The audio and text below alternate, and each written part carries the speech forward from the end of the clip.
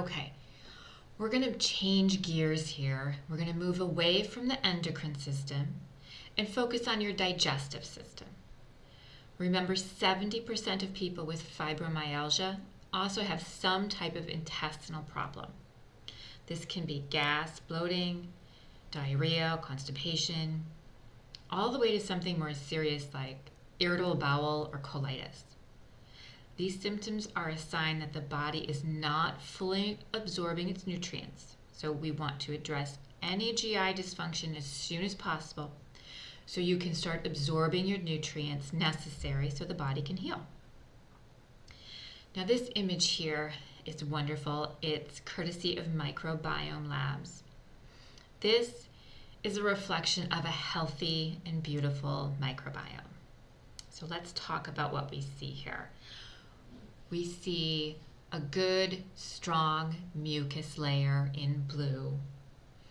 We have the one single cell layer between the mucosa and that purple area. That purple area is your immune system. So your GI tract is one cell thick, and that one cell is what separates food from your immune system.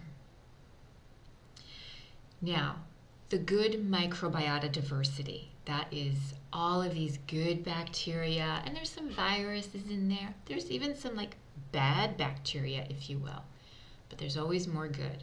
The microbiota refers to the actual collection of all these different organisms in the gut. So it's the bacteria, it's the funguses, some viruses, it's even some parasites. Those make up the microbiota. They live within a specific environment in our body. So for example, the gut microbiota, well, that's all the microbes that live in the GI tract, particularly in the intestines. Specifically, much more in the large intestine than in the small. We have the oral microbiota. Very different organisms live in our oral cavity than in our gut. We have a skin microbiota.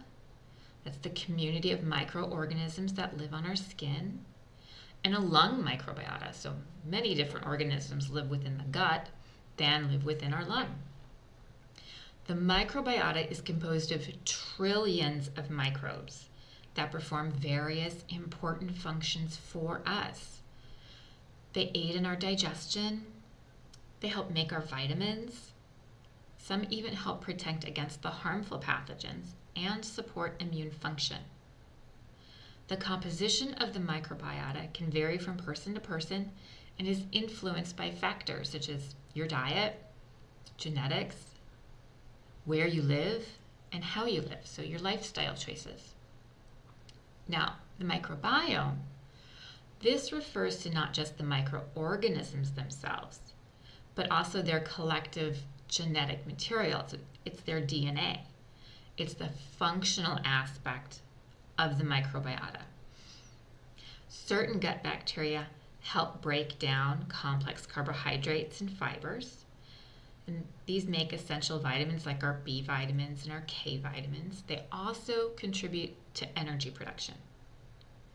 Our microbiome plays a role in educating and modulating the immune system. So it educates and tells the immune system what to do.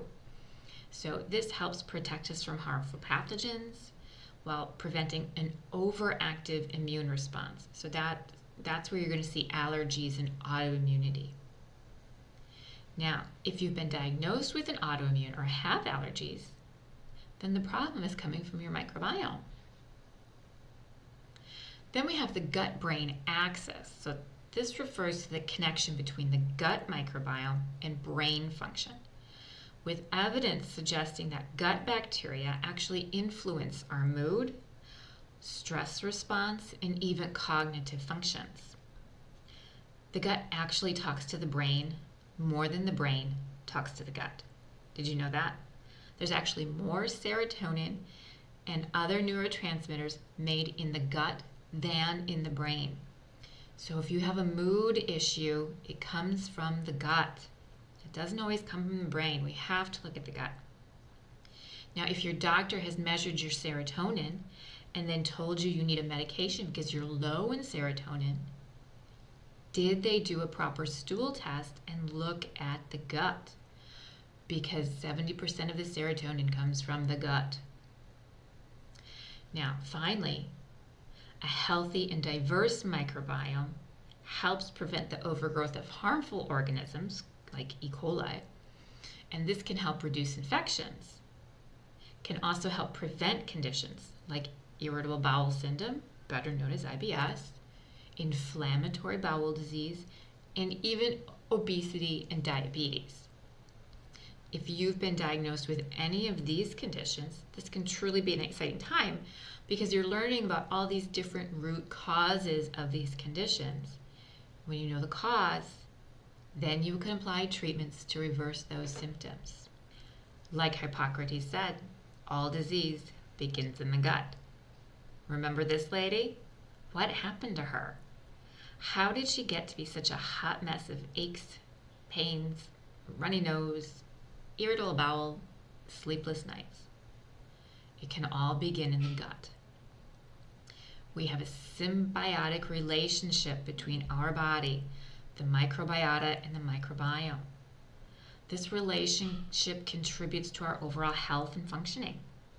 We've learned that these bacteria make our vitamins, our neurotransmitters, and disruptions in the balance of the microbiota, called dysbiosis, can lead to a variety of health issues, not just digestive disorders, but autoimmune, weight gain, joint pain, arthritis, and even mental conditions like anxiety and depression.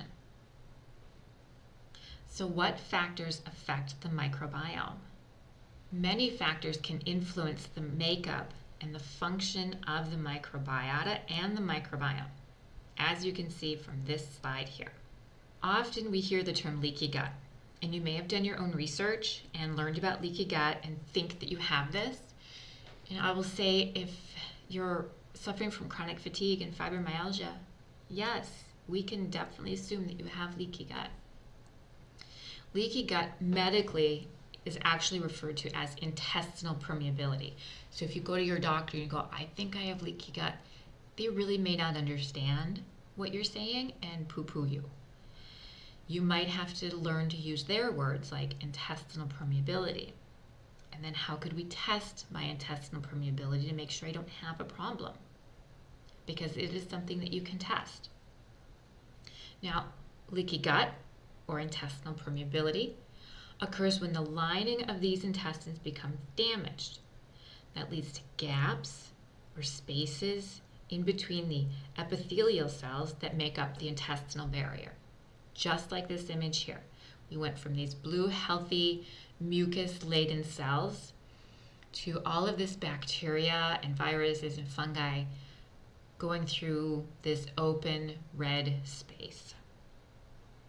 What's happening here is undigested food particles, remember, from poor digestion, from stress. Toxins and other harmful substances are now passing through the gut wall, and they enter your bloodstream. They are entering your immune system, and this is triggering an immune response. This contributes to inflammation and chronic disease. And this can go on for a long time before you actually feel a problem. Various factors, including exposure to those toxic environmental chemicals that I had you remove that first week, processed seed oils, glyphosate, gluten, stress, even prescription medications and over-the-counter medications, which we typically think of as safe, can contribute and do contribute to intestinal permeability in complex ways. So let's break those down. Let's talk about each one and see how this breaks down in our gut. We'll start with toxic chemicals. So toxins from our environment and how do they affect our gut? Well, exposure to toxic chemicals like heavy metals, say aluminum, lead, or mercury, those are just very common, or air pollutants, pesticides, herbicides like glyphosate can disrupt gut health in several ways. These chemicals can damage the intestinal lining. They injure the cells, break the tight junctions. So tight junctions are little parts of the cell that hold them together with the other cell next to them. Think of them like the glue in between the cells holding them together. So that gets damaged. They can trigger the immune system to create inflammation and oxidative stress. Think about what happens when you get a paper cut.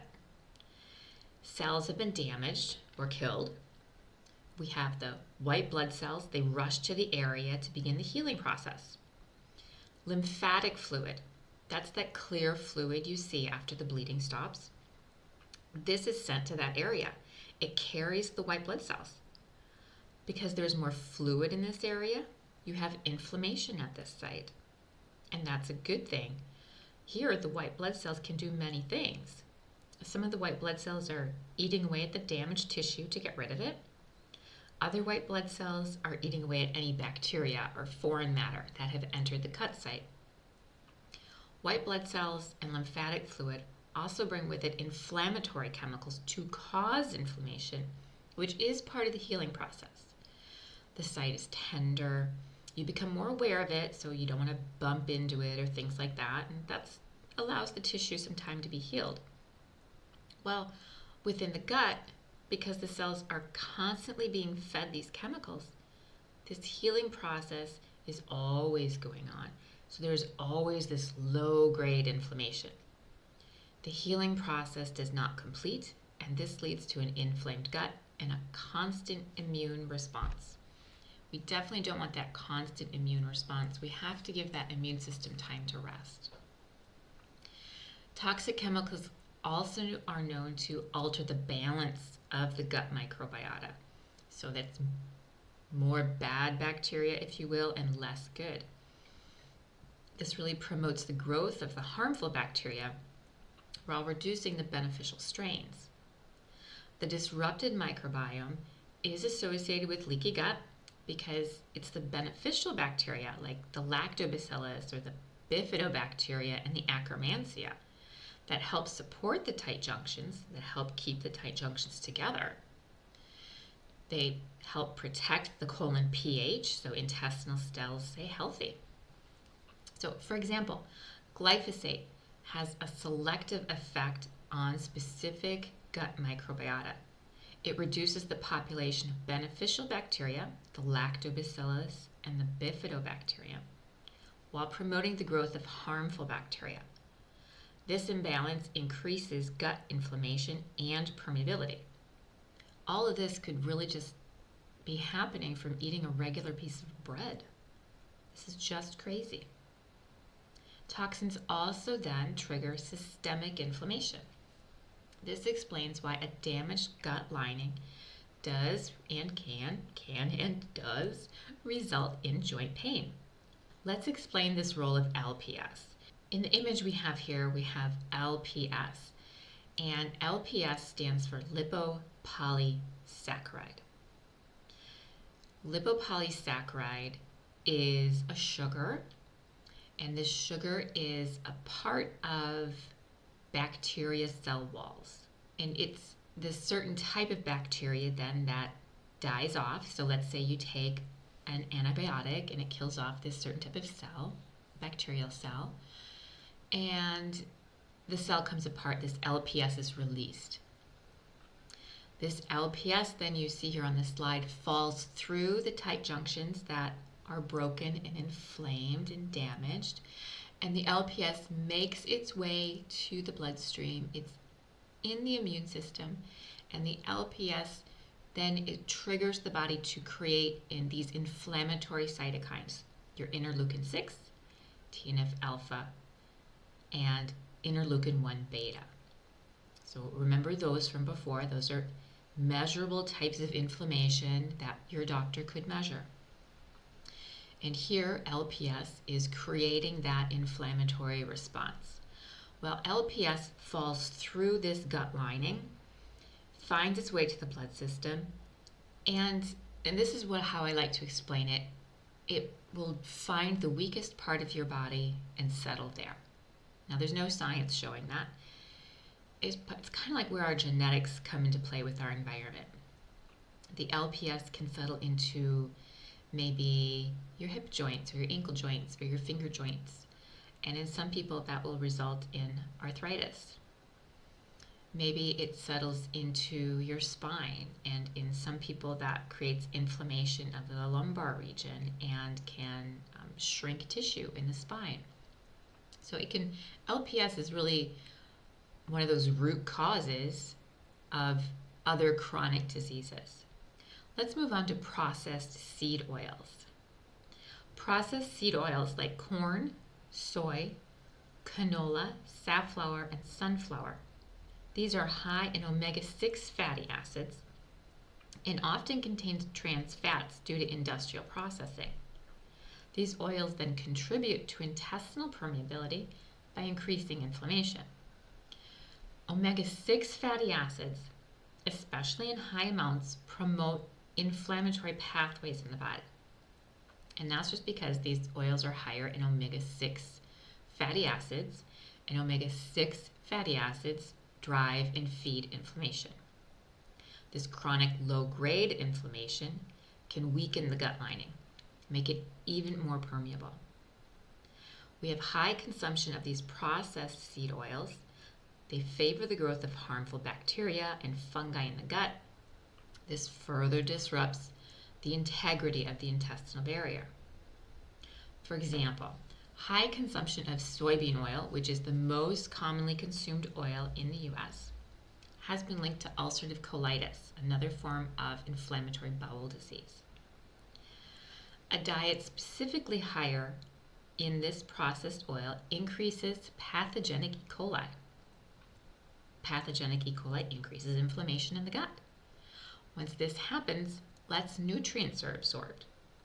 Leaky gut occurs and systemic inflammation starts to occur, all from a diet higher in processed soybean oil. You will go through your pantry again this week looking for foods this time, specific foods that cause inflammation. You're going to be identifying some soy. You're going to want to remove that, especially if it's in the form of oil. Vegetable oil is typically soy oil, though vegetable oil can be corn oil or canola oil. So oxidation of these processed oils in the bodies then produces free radicals, which further damage the intestinal lining and lead to even more leaky gut. Glyphosate, the active ingredient in many herbicides, is widely used in agriculture. And actually, now that glyphosate has been shown in a court to cause non-Hodgkin's lymphoma, it is no longer available for retail sales. So like you and I can't buy it. But it's still legal for the farmers to buy it and to put it on our foods. This gets sprayed on the grains before harvest to dry the grain. However, this doesn't wash off and it ends up in our foods like breads, cereals, pastas. Go ahead, research your own on glyphosate and how it contributes to intestinal permeability. It can break down tight junctions, leading to gaps in the gut, just like this picture here. This again allows food to fall through the intestines and directly into the immune system, where it creates that immune reaction. Look close. This is more inflammation. Remember, it's only one cell thick. So if you've ever eaten a natural casing hot dog or a brat with a natural casing, this is intestine. You can see right through it. It's very, very strong until it breaks, and then it's very easily torn. Now imagine food falling through that and getting into your blood system. Your white blood cells touch the food. This causes a reaction because they shouldn't be touching food. This is where allergies and food sensitivities occur. Gluten. Gluten is a protein found in wheat and some other grains like rye, kamut, which is an older wheat, and spelt. And gluten can affect individuals with gluten sensitivity or celiac disease. Gluten can trigger an immune response that can damage gut lining. In celiac disease, this leads to villus atrophy and increases intestinal permeability. So villi. Villi are these little fingers that you see on top of these cells in the gut. and the villi actually grab onto the food as the food is moving through the small intestine. And because the villi have these little protrusions, there's actually a lot of space in there that gives our small intestines even more space and room to absorb more and more nutrients. So in celiac disease, those villi are damaged and they're not there, or they're not as tall and they're not as many. So people with celiac disease will have a difficult time absorbing more nutrients. I think more science will be released showing gluten alone is not the problem. It is a combination of gluten and glyphosate that causes the damage to the gut, setting off an immune reaction and driving systemic inflammation. Gluten can stimulate the release of zonulin. Zonulin is a protein that keeps tight junctions tight between the intestinal cells, keeps them healthy. Increased levels of zonulin in the blood are considered a marker of impaired barrier function. So if you want your doctor to test if you have leaky gut, he would or she would run a zonulin test. Stress. Chronic stress is a known contributor to intestinal permeability. Stress can cause the activation of the hypothalamic pituitary adrenal axis, which increases the production of cortisol. Stress hormones can affect the gut's ability to maintain tight junctions, leading to, you got it, increased permeability, leaky gut from stress. So chronic stress gonna put holes in the gut. Stress also alters gut motility. This can lead to symptoms such as bloating, constipation, or diarrhea. And many of you may have experienced this. For some people, the stress causes this running effect through the gut. Other people, you get bound up and nothing wants to come out. Everything slows down. This disruption can affect the integrity of the intestinal lining. Stress has also been shown to alter the composition of gut microbiota. So how many good guys and bad guys there are. When you are stressed, you literally poop out the good bacteria, which in turn can damage the intestinal barrier and contribute to leaky gut. So this really sounds terrible for chronic stress. Therefore, this is why, or at least one reason why, chronic stress is associated with increased systemic inflammation, which can really have detrimental effects on the gut lining and your health. Finally, medications. Yes, we have prescription medications, but even over-the-counter medications can cause and contribute to leaky gut. The ones I particularly think of are NSAIDs, non-steroidal anti-inflammatory drugs like ibuprofen or Aleve. There are studies showing that in just one single dose it causes leaky gut. Antibiotics, of course, because they're damaging the balance of good to bad bacteria in the gut. And you may not have thought about it, but proton pump inhibitors can also contribute to intestinal permeability. So let's talk through each of those a little bit more in depth. So NSAIDs, like I said, ibuprofen, leaky gut type of medication, easily available over the counter. A lot of people use it almost every day for pain. And it works really well for pain. But like I said, studies directly show that it causes leaky gut in just one dose. It breaks down the mucus layer in the gut. So you can see this mucus layer. It's in the blue. We want a nice thick mucus layer in the gut. That's where the good bacteria live. It offers a protection layer against the bad bacteria and the food.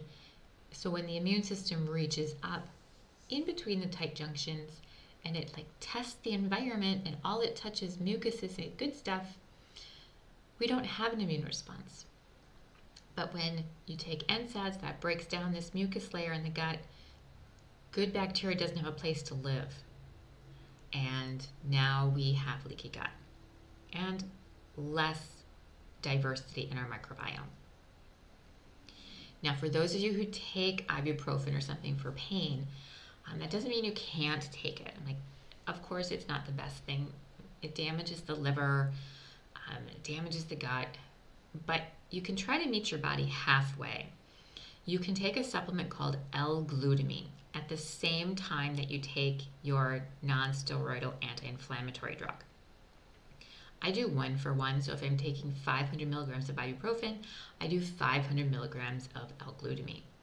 And L-glutamine is an amino acid that your intestinal cells love. They use it for energy. It keeps them happy. It also stops the leaky gut from happening in this case. So it helps repair that tight junction.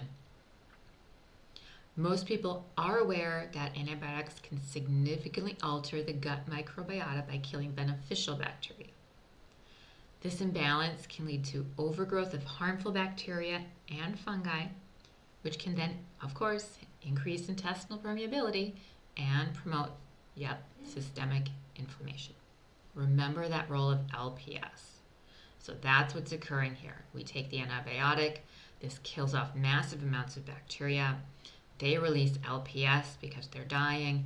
LPS falls through the tight junctions, finds its way to the weakest part of our body, wreaks havoc there, causes inflammation, and in long term can cause things like arthritis. And then proton pump inhibitors. So this may be an interesting one. So these are used to reduce stomach acid production.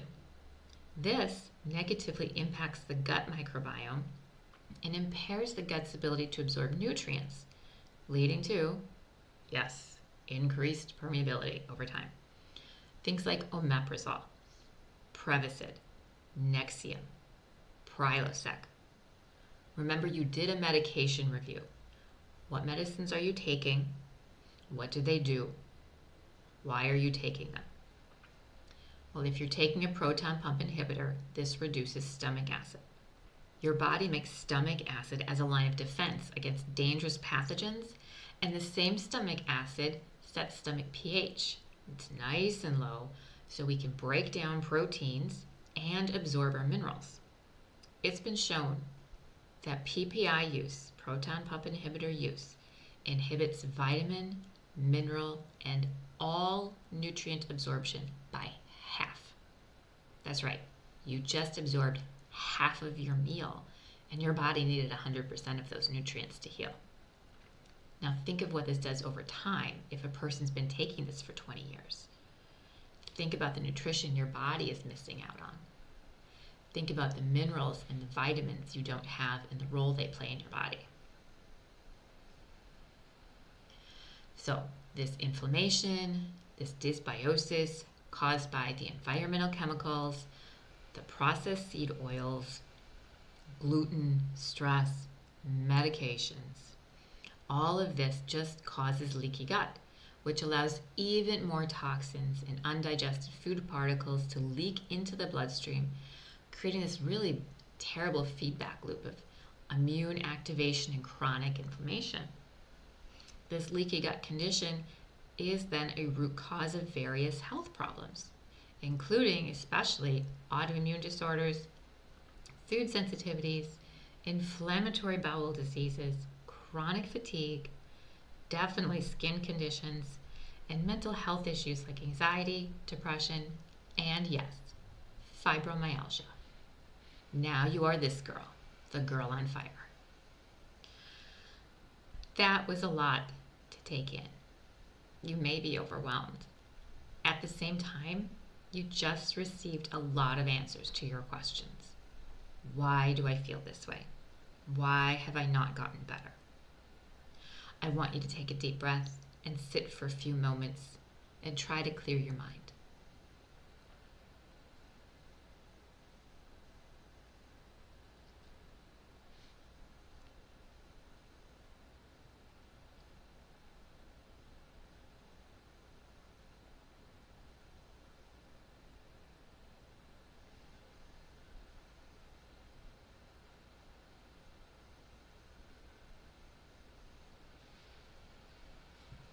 That was a lot to learn, and frankly, a lot of doom and gloom.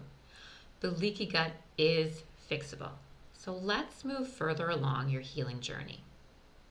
Your digestive fire is governed by the third chakra, the solar plexus. This chakra is connected to the energy systems of the liver, spleen, stomach, gallbladder, pancreas, and the adrenals. If you're unfamiliar with chakras, chakras are a part of your subtle energy field. Chakras help circulate energy within the physical body. Many people who deal with fatigue and body pain also lack enough digestive energy to fully and completely digest and absorb the nutrients from their foods. This can actually be a result of an impaired liver. Typically what I see is that latent infection or overburden of toxins, the liver can't function appropriately, and then the digestive system backs up. So let's take some time to assess your digestive fire. Do you have gas after meals? Are you bloated after meals? Does digestion seem okay in the morning, but maybe you're more sensitive or it's definitely worse as the day progresses? Are you taking a proton pump inhibitor? Does your fasting blood sugar measure 95 or more? Do you have diabetes? Are you prone to constipation or diarrhea? Do you have occurrences of abdominal? Do you have occurrences of abdominal pain? Have you been diagnosed with or believe that you have IBS, IBD, colitis, or Crohn's disease? If the answer is yes to any of these questions, I recommend a digestive enzyme at each meal. You may want to write that down because you're going to be assessing your fat digestion next. I don't want you to get screwed up on what your needs are. The previous symptoms are your body's way of telling you it's not getting enough digestive enzymes, so the body isn't able to break down the food. Now, we do have some overlapping symptoms with other digestive needs, but digestive enzymes help break down your food so it can be absorbed in the small intestine. Next, we'll assess your fat absorption. Yes, everyone needs fat in their diet. So if you're overweight, don't think that you don't need to digest fat. Fat is super important. All of our cells in our entire body are made of fat. Our brain has a high amount of fat. So we need fat. We may not want that excess weight. This has to do with fat being a vital nutrient the body needs to create energy in your body, make hormones, and help with the absorption of fat-soluble vitamins. Vitamins A, D, E, and K. First, do you have a gallbladder? If not, you definitely need bile salts at each meal. For those of you who still have a gallbladder, are you constipated or do you tend to be more constipated? And remember, constipation just isn't going to the bathroom. If you eat 3 meals a day, you should poop 2 or 3 times a day. It should be very easy to defecate. You should be triggered. Oop, I gotta go. You go to the bathroom, you sit down, you poop. You shouldn't be there for 10, 15, 20 minutes straining to get it out. This dry or compact stool is also constipation. So even if you're going 2 times a day, but it's drier and pebblier and harder to pass, or you're prone to hemorrhoids, this is constipation. And that could be directly related to fat absorption. Do you have pain at or underneath your right upper rib cage? Do you have pain at your back, just below your right shoulder blade? Do you belch during meals or after meals, or even after drinking water? Do you get bouts of heartburn? Do you have greasy or slippery stools? Do you tolerate fried food, or does it sit wrong and cause abdominal pain, maybe heartburn? Do you have a history of gallstones? Do you have prediabetes, or have you been diagnosed with type 2 diabetes? Have you been diagnosed with vitamin deficiencies, especially those fat-soluble vitamins, vitamins A, D, E, and K? Do you have a personal history of cancer? So answering yes to even a couple of these indicate your need for bile replacement. You may also want to add this to your list of needs. So we're just, how am I digesting my food? How am I going to help my body digest my food as I move into the next phase? Replacing bile will help you absorb the nutrients because bile's job is actually to emulsify the fat we eat. So proper digestion. Proper digestion starts at the mouth with proper chewing. We don't wolf down our food. We chew each bite at least 22 times. 32 is better. This allows for very, very small, broken down amounts of food to enter our stomach. Our stomach should be a very, very acidic environment. This is going to break down the protein even more into even smaller particles. All of that is then released into the small intestine. And because it has stomach acid in it, it's very acidic. So then the pancreas releases sodium bicarbonate. This neutralizes the acid because our small intestine is a very different pH. It's much more alkaline than the stomach. And then any fat that you've eaten in the meal, the body knows that. The body can sense it. Oop, there's fat in here. The gallbladder squirts out more bile, and that bile breaks down that fat. Think of like you're chewing down meat and breaking down proteins with your teeth. The bile is doing the same to that fat, and that fat gets broken down into smaller pieces, and then the enzymes come in from the pancreas. The pancreas is going to release all sorts of enzymes to break down your carbohydrates, your proteins, and your fats. And only then, only after the enzymes come in and break it down, do you absorb your food. So if any of this process is backed up and deficient, you're not absorbing your nutrients like you should be. Let's test our stomach acid. I have 2 tests for this. You only really need one, but if you're not sure of the answer to the first one, you can perform a simple stomach acid test after this. So stomach acid sets your pH. And we want that because, we eat things on our food like Listeria and E. coli that cause food poisoning. Viruses like the rotavirus causes food poisoning. There's a whole bunch of parasites on our foods. And again, we use the stomach pH to break down that protein. So this acid pH should be killing this bacteria, should be killing the viruses and killing the smaller parasites. And that stomach pH keeps us healthy. So this is how we're going to assess it. The first assessment we'll just do together because it just takes a moment. You're going to take the index and your middle finger of one hand, doesn't matter, left hand or right hand. You're going to place it at your xiphoid process. Now your xiphoid process is at the very bottom of your sternum. So the sternum covers the heart. Take your 2 fingers to the bottom of the sternum, that's the xiphoid process, and get off of that bone and into the tissue. Press there, and then you're going to take your middle finger and you're going to press inward. You're going to apply pressure here from your ring finger all the way to your index finger. And is this area a little tender? Just push in a bit. Is it more tender? And if you're not sure, maybe push into the areas around it. I don't know. Is that tender? If it's tender, you're like, oh, yeah, definitely. That means you need more stomach acid. Really easy. It's your body talking to you. Now, if you weren't quite sure, you get to do a test for low stomach acidity, and those instructions are attached. That one's just kind of fun. Every morning you're going to wake up, you're going to drink a little bit of water and baking soda, and you're going to wait for yourself to belch. That's it. You're going to do this for 5 days.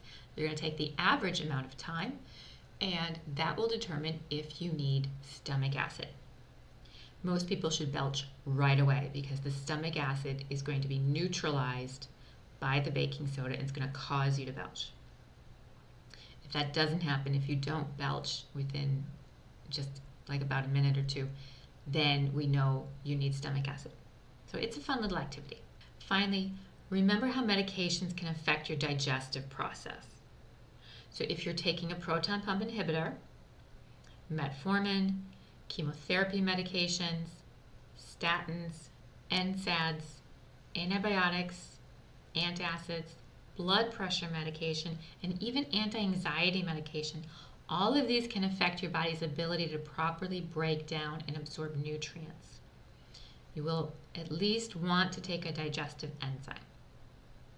Now, if you're taking a proton pump inhibitor, your body is going to need more stomach acid. And working through that, how to wean off a PPI. Well, if you have a hiatal hernia, you may need that PPI.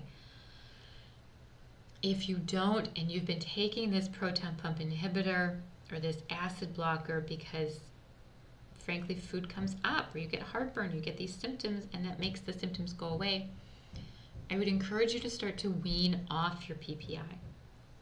And that means if you take 2 a day, try to take 1 a day. And do that for a long time. And then when you're taking 1 a day, try to lower the dose. Maybe if it's a prescription, the doctor can cut the dose in half. And then after weeks of that, try taking it every other day. And you need to wean off of these very slowly, because it's very natural for the stomach to work and to make acid. It likes to do its job, and the medication has been blocking that from happening. So when you just simply stop the medication, the stomach is going to make acid, and it's going to make a lot of it. And of course that can give heartburn and acid reflux, and that can be very, very painful. And in time, yes, the stomach can correct itself, but it's fairly miserable while you're doing it. So it's best to wean it off and work with the body, not against it. Okay, now that you've worked through your digestive fire, let's talk about a few reasons for poor digestion. Today we're going to address SIBO and SIFO. SIBO is small intestinal bacteria overgrowth, and SIFO is small intestinal fungal overgrowth. And just for the sake of conversation, I'm just going to be saying SIBO here, but it can be either or.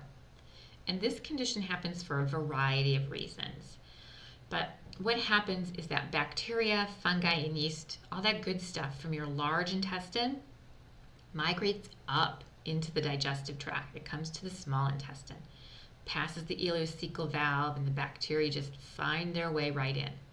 Friendly or opportunistic bacteria, here it doesn't matter. The small intestine is an area for absorption of nutrients and should be fairly sterile environment.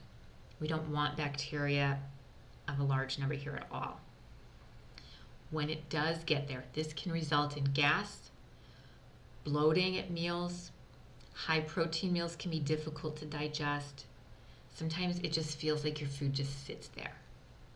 It's not really enjoyable to eat, and sometimes even your appetite goes away. It can cause early fullness and certainly less enjoyment at meals. Or sometimes you find you can't even eat certain foods anymore because they make you so uncomfortable. I had to deal with bacterial overgrowth and slow digestion for a few years. It was uncomfortable. And mostly just because I knew what was going on, it was a stinking drag. I was doing the HCl, the bile, and the enzymes, and now I needed to treat my SIBO. It was just frustrating. But take note, this was my healing loop. I didn't know it at the time, but I was caught in a loop of sickness I couldn't get out of. I was doing what I knew was the right thing, but I had to do it again and again and again until I got out of my healing loop. And I will show you how to get out of healing loops later. So we're putting it all together for you. So SIBO, this is the result of the intestine's motor complex really slowing down. Bacteria moves into the small intestine, and forward progression, this downward movement of energy, stops.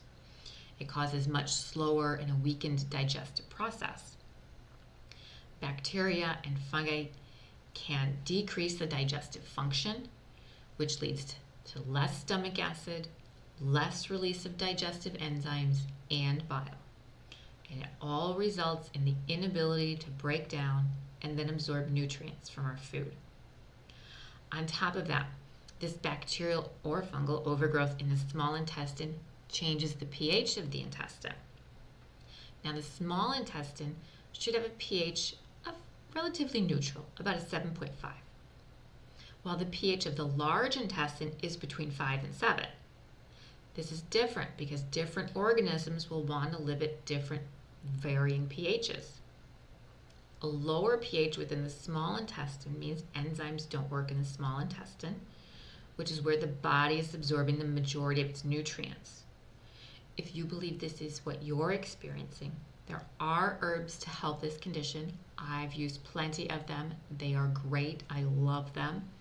And I've identified plenty of people who also need them. Again, the goal is we want the body to heal, but we also want you to be comfortable.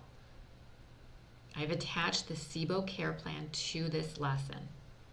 What we'll be taking is the Candibactin AR. The Candibactin AR is all essential oils. It is just lovely. It is thyme, oregano, sage, and lemon balm. So 100% food-based. Look at that. All herbs. And these are antibacterial. At the same time, they also promote the growth of good bacteria and the growth of mucus in the gut. So we have a good thick mucus layer in the gut. The Candibactin BR is a combination of berberine, coptis root, Chinese skullcap, philodendron, ginger, Chinese licorice root, Chinese rhubarb, Oregon grapefruit. You may not be familiar with quite a few of those ingredients, but what they're used for is the majority, it's the berberine. All of those ingredients have a lot of berberine in them, and berberine is very good at targeting bad bacteria. It also helps with blood sugar management. And here we're going to use these as a 1-2 punch. You're going to start with the Candibactin AR. You're going to start with just one at your meal once a day. You're going to take this first, then you're going to have the meal on top of that. And that's because, remember, Candibactin AR is all essential oils. And while this is designed to open up in the small intestine and not in the stomach, because the majority of you will have slow digestion, it can open up in the stomach.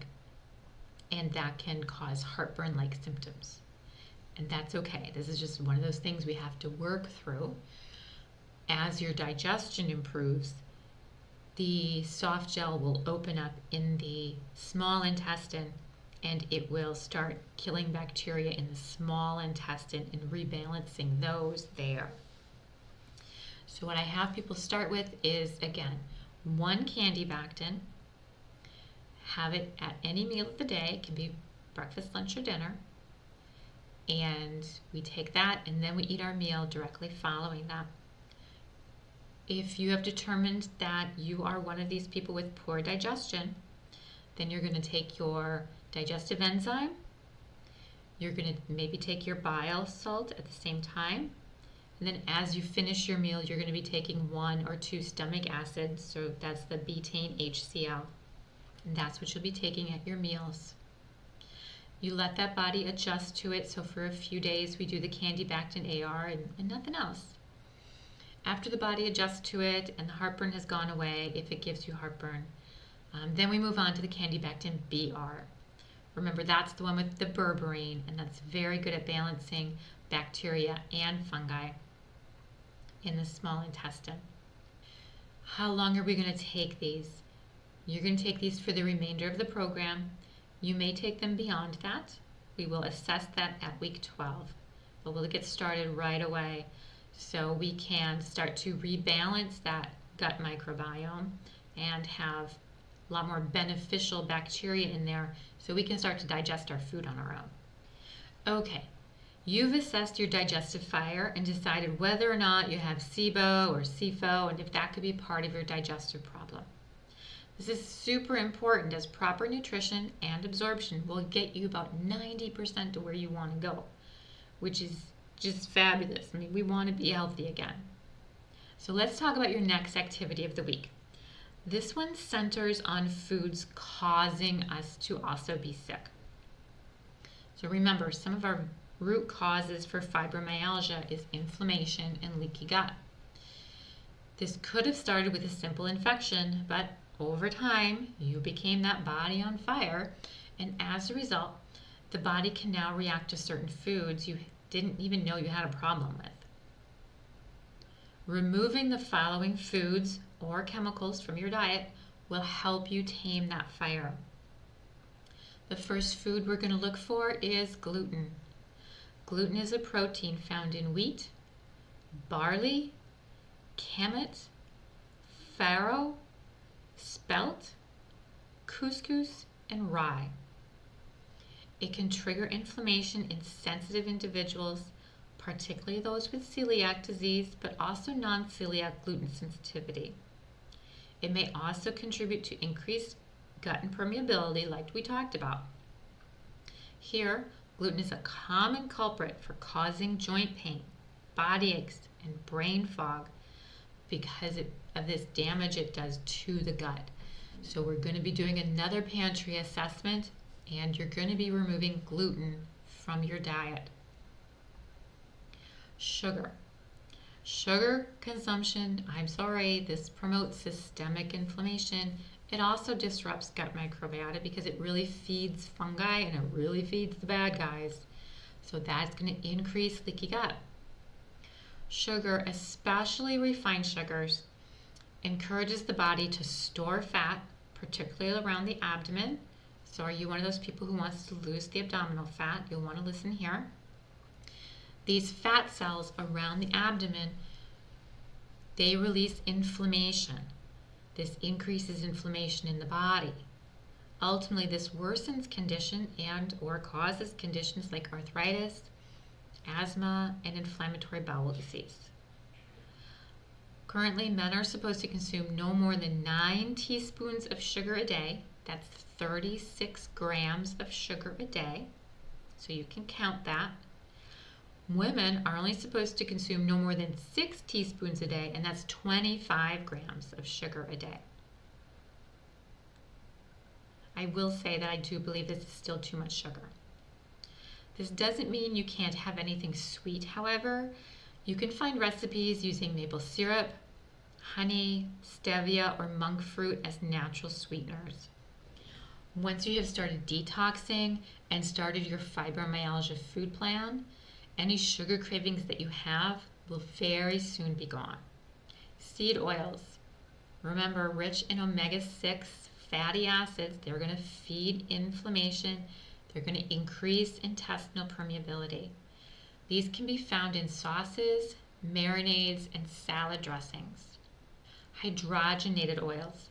So trans fats from hydrogenated oils can and do increase inflammation and oxidative stress in the body. Remember, those hydrogenated oils are oils like Crisco. They used to be liquid at room temperature. We chemically altered them by adding a hydrogen bond, and that makes them solid at room temperature. And this is going to be in food that is very shelf stable, like Twinkies and, yes, breads. These are also found in frozen foods like pizzas, protein bars, or toaster pastries. You have to read the ingredient list, not the nutrition label, to find out if they actually are in the food or not. Because currently, if they contain less than 1 gram of trans fat per serving, the FDA allows the label to say 0 trans fats per serving. But how many of you eat 1 serving of pizza? I don't know anyone who eats just 1 or 2 slices of pizza. You usually have half or more of that pizza, so you are having trans fats in that diet. So again, you have to read the ingredients, look for hydrogenated or partially hydrogenated, and remove that from your food. Food dyes. Artificial colorings like red dye 40, and yellow number 5 and many, many others have been shown to cause inflammation in the gut. So here think colitis or IBS. They've been shown to cause brain inflammation, erratic behavior, poor attention. They do cause ADHD, and they cause allergic reactions.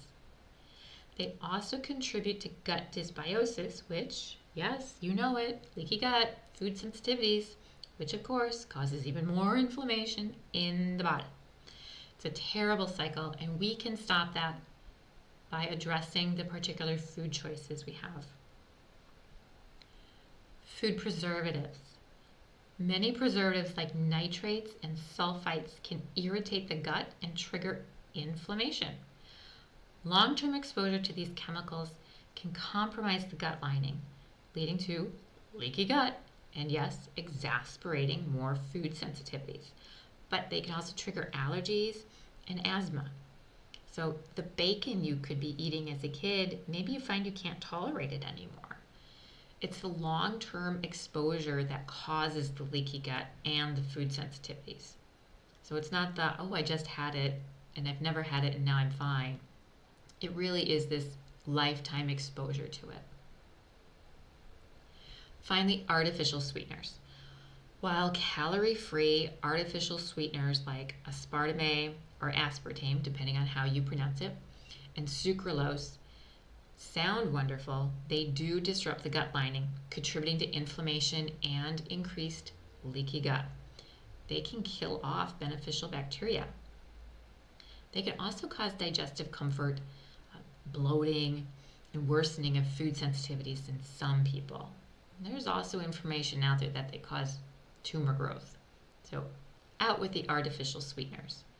Now, it'll take your body and your taste buds a couple of weeks to adjust, but you will adjust, and normal food will taste good again. Together, these ingredients just disrupt your gut, your brain, your digestion. They lead to systemic inflammations. They can cause joint pain, headaches, migraines. That goes way beyond constipation, gas, and bloating. They can cause fatigue, and eventually, remember the lady on fire, the storm can cause fibromyalgia. This leads us to your homework for the week. You're going to continue your mono diet just for one more week, and you're going to continue your reading assignments. If you're not sure if you need stomach acid, you can perform the test for low stomach acidity. You're going to do your pantry purge. You're going to look for all those foods we just talked about, the gluten, the excess sugars, food preservatives. I have a whole extra print off for you. And then take some time, purchase the necessary nutritional supplements. Do you need adrenal support? Do you need thyroid support? And what type of digestive support do you need? I found that I needed adrenal support and thyroid support, which is super common. If you need support for one, you probably need support for the other because they're on the same highway. If your adrenals are stressed, your thyroid is stressed. If you have chronic fatigue, we need to address the thyroid and the adrenals. And digestive support, I just wasn't digesting my food anymore. It started with a little bit of gas occasionally, but then food just felt like it sat there. I needed stomach acid, I needed enzymes, and eventually I needed bile. It's not forever, but it is for right now. And that'll help you move forward to the next step. Be well and live in vitality until next week.